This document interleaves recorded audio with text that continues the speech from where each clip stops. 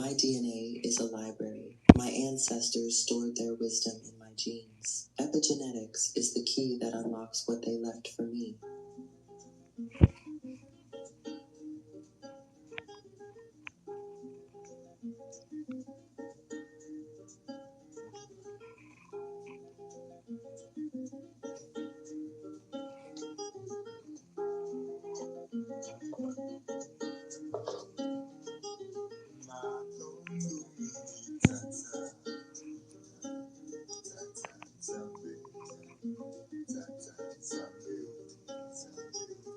Bless up, people. Bless up. Bless up. I got on early. We're gonna start about 6:30, so we got about 9 minutes. So if you want to go ahead and get something to drink or whatnot, feel free. Bless up, everyone. Thank you for coming in. If we start getting a lot of people coming in early, then I'll get started early. We're not gonna be on long. It's gonna be about 15 minutes. Let me just turn this down. This is the soundtrack that's coming with the book that I'm playing, if you can hear it. And can you just all let me know if you can hear me? Just want to make sure that audio is good. You just put in the chat that you hear a thumbs up or anything like that. And also if you hear the music.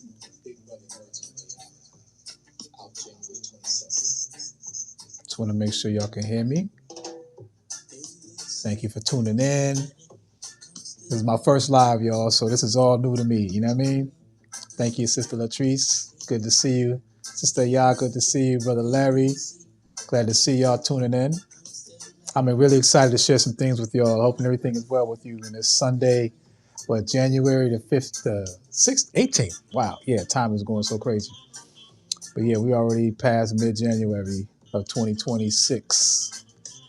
But I'm going to get started in we're going about 5 minutes instead of 7 minutes. I wanted to start at 6:30. I appreciate y'all coming on early. This won't be too long. It'll be about 10, 15 minutes. To live on this planet and to continue that tradition and to try. While we're waiting just here, in the background is a soundtrack that I put together that'll be coming with the book. So you can hear. This will be a free download on the 20th.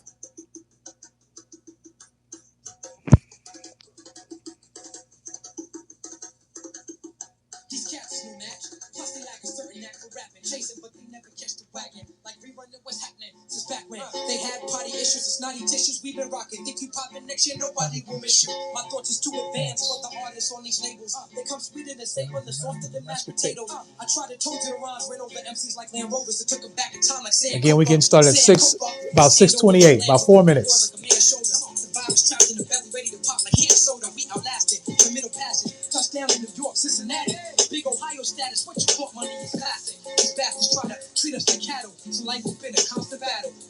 Rising above the crabs in the barrel. Way too used to live in the death shadow. We stay on point like the best arrow. We hit the target accurate. Start shit, back it up. When we hit town, them niggas pack it up. That's how we get down, straight smash it up like a whip. Hydroplaning. Hydro on the brain to maintain it. Game changing into subtle shit. We remain playing, yo. Got to tell you to your face, you get replaced in this game. My colleague plays the face with the name. These cats drink champagne, the toast death and pain. Like slaves on the ship talking about who got the flyest chain.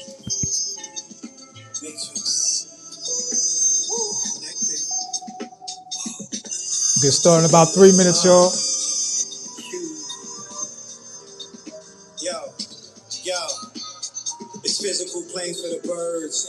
Feeling so trapped in a matrix. Layover in this world. Connected flight to a spaceship. I'm running through the airport like OJ looking for Q. I think they closed the wrong because they couldn't touch my dude. Yo, look, it's wild. I so appreciate y'all coming on. This is my first live. I've never done a live in my life, so this is all new. I appreciate you coming on and taking time out of your Sunday to spend with me. Really appreciate it. 2 minutes. We're going into 2 minutes. We're going to go live. But now, it's no face, but it's like I'm having a real hard time telling the difference between what's reality and what's a movie. It's like I feel like we living in the movie. We're trying to get out of this.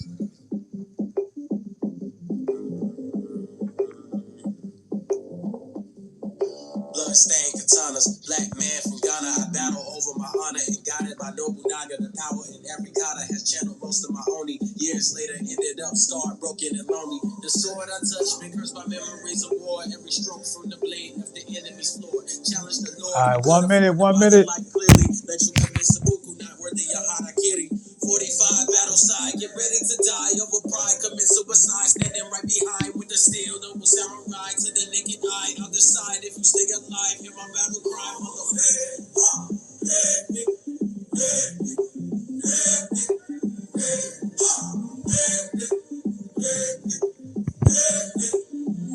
African bloodlines did not begin with suffering, they began with sovereignty. Africans carry the primordial Edenic codes, the original resonance of Earth in her untampered form. This isn't just spiritual, it's energetic biology. These codes are embedded in the mitochondrial DNA, the melanin, and the soul memory of Earth's first divine experiment in physical form. Your frequency potential is not just higher, it's wider. And it's not about being higher on a ladder, but having access to the full keyboard of creation. Frequencies of light, sound, magnetism, and even pre-verbal communication are all encoded within your ancestral field. You can access multiple timelines and realms faster than those who carry diluted or altered genetic memory if you are spiritually activated, not suppressed by trauma, substances, parasitic implants, vaccines, and societal programming. This is why controllers fear you so deeply. The parasitic matrix specifically targets African bloodlines with distractions, engineered suffering, and spiritual amnesia. If reawakened, you can not only collapse the matrix, but reseed Eden herself. And there are 3 frequency secrets. Your melanin is a conductor of multidimensional light. It is not pigment. It's an antenna that's living. It translates divine frequency into cellular command. African DNA carries untouched Atlantean and Lemurian memory. There were encoded voices speaking in harmony with Earth. That memory still exists within you, waiting to be triggered. The Edenic line holds the key to collective resurrection. When the true heirs reclaim their soul sovereignty, the frequency net shatters, and even the stars will align. All right. Bless up, everyone. Give thanks for coming in. I really appreciate this. Again, I said earlier, this is my very first live on any platform. Never done a live in my life. Well, I live, but living on social media live is something new, and I'm trying to do everything new with what I'm doing with this new book that's coming out. So I want to first big each and every one of you up for tuning in, whether you're watching it live or you're watching it down the road as a replay. Sister Latrice, Sister Ya, Sister Brother Nick, Martinique coming in. I really appreciate everyone tuning in on this live. Yeah, I am just elated. I'm excited. And I was like, man, I got some new material that I want to bring to the world. I've been writing books for, I've been writing for 33 years. I've written, this is now my 8th book, but this is my first fiction book. I've never written fiction before.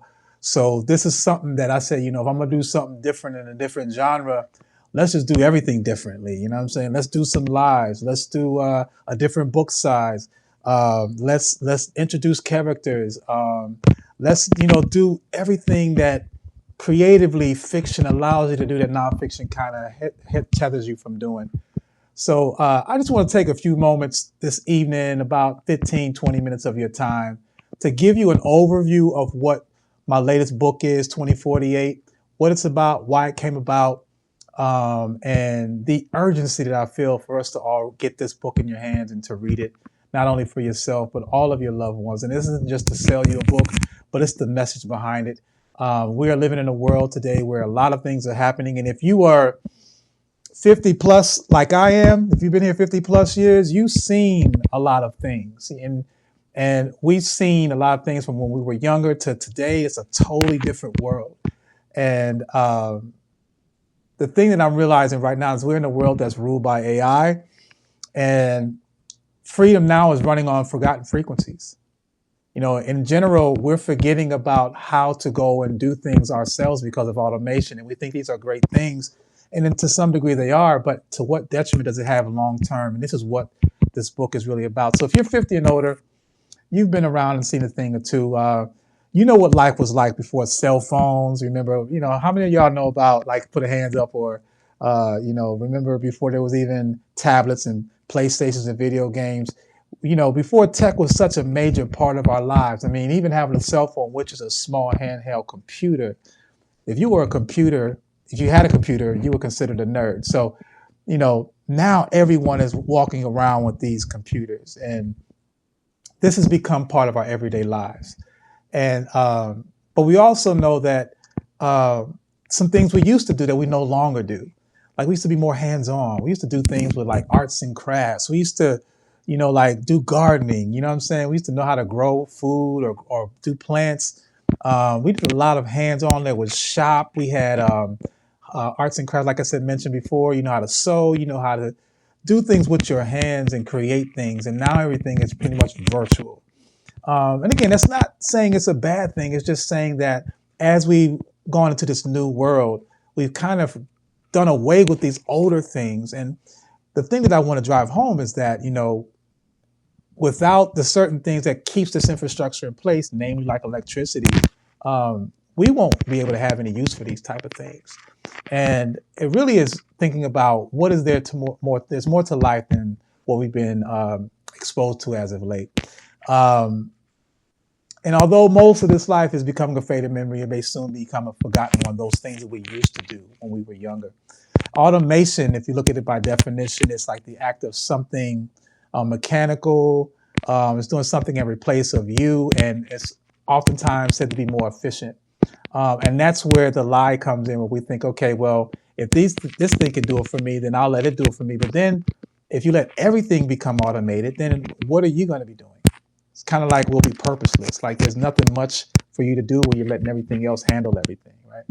So before I talk about the genesis of 2048, my latest novel, my first book, and my first novel and latest book, uh, I had written a book prior to that. It came out in August. It was called From Railroads to Robots: The Evolution of Power and Wealth, Eugenics' Role in Oligarchs and Monopolies. And this book talked about the second and third industrial complex, second and I'm sorry, fourth industrial complex. The second one being spearheaded by John D. Rockefeller, Cornelius Vanderbilt, J.P. Morgan, and Carnegie, Andrew Carnegie, and how they became titans, these moguls of oil, railroads, transportation, money, and things of that nature, and steel. So I compare them to the oligarchs of today. The oligarchs of today, we have your Jeff Bezos, your Bill Gates, your Elon Musks. And these are guys who feel like when you say definition of an oligarch, is someone that basically wants to rule over everyone, think they can make the best decisions for you, and you don't have any say so in your life. So we're seeing that this oligarchy is just upgraded. And now that we've fused in AI with that, the movies that we saw in the 80s, your Matrix, your Terminators, your Total Recalls, and all those other movies, slew of movies that came out, are now we're seeing it in this in our lifetime. And I remember seeing these movies and I was like, man, I hope I don't see this in my lifetime. And now we are really seeing these things. So this really bugging me out that stuff we saw is really coming into fruition. Like Neuralink is a real thing, headed by Elon Musk. So as I was writing that book, there was a lot of facts in there, and I understood that one, people, when you read about facts, it kind of gives you that deer in the headlight situation because you feel powerless. You're upset and you're afraid, but you don't know what to do about it because really, what can you do, right? It's already in motion. And so at the same time as I was writing Railroads to Robots, I try to spend as much time as I can at the altar with my ancestors, with our ancestors. I try to stay connected with whatever receptives or whatever downloads that wants to come. And as I was writing Railroads to Robots, this idea came to me to write this novel. And again, I never thought about ever writing a novel. I was always writing about history. That's what I do. But this book came to me in a download, and I wrote it in 3 days. This book, the title of the book is called 2048, Sovereignty in the Age of Control When Big Brother Merges with AI.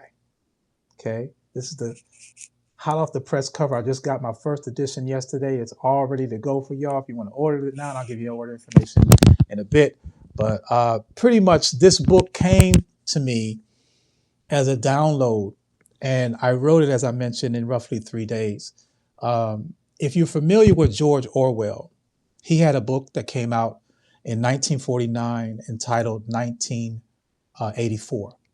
1984 was one of the first books that I know of that talked about Big Brother, the concept of a shadow government, that we can't really trust governments, et cetera, all these different espionage type of things within on our own soil. First kind of book that really did that, and it came out in 1949. Um, Doing a little bit of research, I learned that George Orwell originally titled the book 1948. Now, mind you, it came out in 1949, so he was writing it for the present time. And he changed the title to 1984. And that was a question. Well, why would you change it? And doing some research and also coming up with my own theory of why he did it. One is because if he had written it and kept it at 1948, at that time, people were, we were living in a realm where, Andy Griffin was on TV and Leave It to Beaver. So people didn't really think that the government was about espionage on his own people and surveying and watching and trying to control. People believed in the government, believed in their presidents and the politics, etc. So there wasn't that mistrust. Like conspiracies probably was barely a word, if ever, during that era. Now today it's loosely thrown out because we don't trust anybody, right? But back then there was a little bit more trust. So my thought was, had he kept it at 1948, it probably would have been a major uproar. Mind you, that's 18 or just over 10 years removed from the financial crisis of the Great Depression in the 1930s. So America had to fight very hard to get people's trust back into them and in the system, the government and the banking systems. So in 1948, I figured he wasn't going to name it that title because it would cause this craziness and, probably be overlooked. I don't know what the backlash could be, but would the government be prepared to really handle that? I'm not really sure. So prorating it to 1984 kind of like brought an ease to the immediate impact. However, when you don't handle something and you sweep it under the rug, what does it do? It collects dust and it ferments. So his book also was a warning that, if we do not understand and put more diligence into what's happening in our government, in our world today, it will be much worse off later on. So 1984 became the final title. So when I was writing again, Railroads to Robots, and I was thinking, man, like, this book I want to write and boom, 2048. Okay, 2040. Why 2048? Because remember you read this book by George Orwell called 1984 and you want to go back to 1948. So I was doing all this, mental struggle and mental juggling in my mind. But it made sense because 2048 is really the century, a century later from the original title of 1948. And in this time, we're having Big Brother merged with AI. So that is timely. As we know now, everybody's talking about AI for various reasons, be it for using ChatGPT or understanding what AI can do in regards to automation and removing and replacing jobs or bringing a universal basic income. All of that is pointing to the fact that the world that we're living in is going to drastically change within the next 3 to 5 years. So as I again wrote Railroads to Robots, I knew that this information was a little too heavy for people to want to actually think that they could do something about it. So I said, well, if you write fiction, it allows you to entertain or edutain the reader and inspire them. You get to create a hero and a shero. You get to create that villain and you get to actually play out and even prophesize if possibly the outcome. So this is where 2048 was born, the theory of that. And it stems from the fact that historically we're going through what's called a saeculum. And a saeculum is something that happens where Strauss-Howe generational theory was speaking about how every 20 to 21 years, you have new generations that spawn new ideas. Well, the saeculum is a culmination of 4 of those cycles. So about 80, 85 years spanned is when you start to see that there is a change in the way the regime is running. Most cases, the regime kind of like it becomes dismantled because folks are now understanding the hypocrisy, or dare I even say the fuckery of all of it. And we're seeing that right now. Now have no faith whatsoever in our political system, in our economic system. And these are things that's been happening over the years and getting worse over each generation. So we're seeing this crisis is happening. So what does this do? This creates people to be outside of the box thinkers. They want to do their own thing. They want to no longer, you know what? I ain't voting no more. Now I'm one of those guys. I haven't voted since Jesse Jackson. But I don't want to do the traditional thing because it's not working for me. So I want to do something else. I want to get off grid. I want to buy land outside of America. We are looking to do things differently because we understand the plan that was set before us is not in our favor, never been. And some of us are courageous enough to do something about getting off this train, right? Or getting off this boat before it sinks. So this is where we're at. We're at a saculum. And sometimes when you do have that saculum or that change where people are doing their own thing, as the current system starts to corrupt and disrupt and dismantle, there's going to be a level of or a period of chaos. And I feel like we're in that realm. We're entering that realm now, and especially we start to see that other countries are having folks succumb to their universal basic income laws by saying you have to get chipped. You have to get microchipped to be part of this payment system. I don't know too many folks of our stature that are going to say I'm down to get biochipped, but there'll be some rebellion. There'll be some, some pause, etc. And again, let me just put this out there. I'm not trying to be David Downer and make you feel like the sky is falling, but a change is among us. It's upon us. And instead of sitting there waiting for it to happen, what can we do to refamiliarize ourselves with how we can live in a sovereign state? What can we do individually, collectively, communal, in our families, in our communities, to combat what's coming to some degree? So this is why I wrote 2048. So the plot of 2048, real quickly, and again, this is going to be a short spin through about what this book is about. But 2048's preface basically is about a family from Brooklyn, New York, a sovereign family. We're in the year 2048. We've already had this regime turnover. Big Brother 48, which is short for Big Brother 2048, has now taken over. Surveillance is everywhere. Some folks are chipped. You're being monitored. We have drones all over the place. And you basically, compliance is a must. If you are not part of the grid and you are anti-grid, and you will be dealt with accordingly. Sort of like the movie you saw in Total Recall. So there's going to be an upground and an underground. So this is a family of sovereign African-centered diasporic folk that still hold on to the rituals of our ancestors, but they also are tech savvy.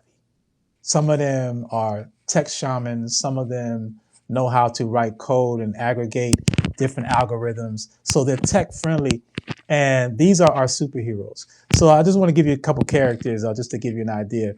The main character's name is Masai Sankara. He's a visionary techno shaman out of Brooklyn.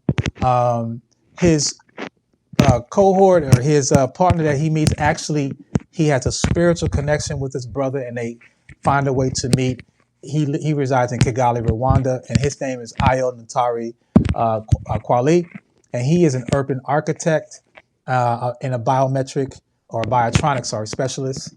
Then you have an elder, which is Dr. Marembe Ani, and Nia. I'm sorry, I'm just messing all the names up. Marembe Nia, and she is a neuroscientist, a dream healer, and an herbalist. And I mean, she's just an amazing matriarch of the entire system, holding it down with her abundance of awareness and knowledge and passing it on. Another cohort is Ya Calypso. She's also out of Brooklyn, and she's a culture and code curator. And she has crazy defense skills, and she basically is really one of the go-to people that can, knock a person out when they're trying to mess with you. Then there's the 13-year-old protege of Nova Essene, and she's a mythographer and a ritual strategist. She is a whiz with coding. She knows how to basically get computers to speak to her. She knows how to also she's a botanist. She knows how to get plants to speak to her. You have also then the nemesises are Agent Cross. Agent Cross is basically a rogue AI enforcer, and he is the one that BB-48 and Prometheus sends out to go and do their bidding as far as making sure that they can get anybody that's not part of the grid, bring them in and reprogram them or program them and make them part of their system, taking away their sovereignty. And then you have BB48, as I mentioned, short for Big Brother 2048. He is the overseer and the eye and echo mind of the sovereign code. And then above him is Prometheus. And Prometheus is the AI system turned synthetic god. So you have these characters that are uh, their freedoms have been taken away, but yet they still found a way to hold on to their rooted culture, uh, have a deep ancestral connection, and how they've been able to survive, under the ban as far as they haven't been detected, but yet they understand the importance that in order to defeat AI, they must create a link with all the other diasporic cells that are around the world. So this is where they are on this venture to get to Kigali. And once they get to Kigali, Kigali is a smart city. It has not been tapped by BB48 and are able to join forces to reconnect and bond and solidify the community diasporically on the realms of spiritual balance. So that's what the book is about. And I feel like it's one of those things that there's so much. When I wrote this book, it kind of was a culmination of everything that I've been exposed to in my 33 plus years of writing and being a cultural curator, and spiritualism, metaphysics, even in plant medicine, ayahuasca, um, understanding that we have a spiritual connection. We are more than just this physical body, that our entities come from places outside of, and we still have connections with those entities, those ancestors that we speak of.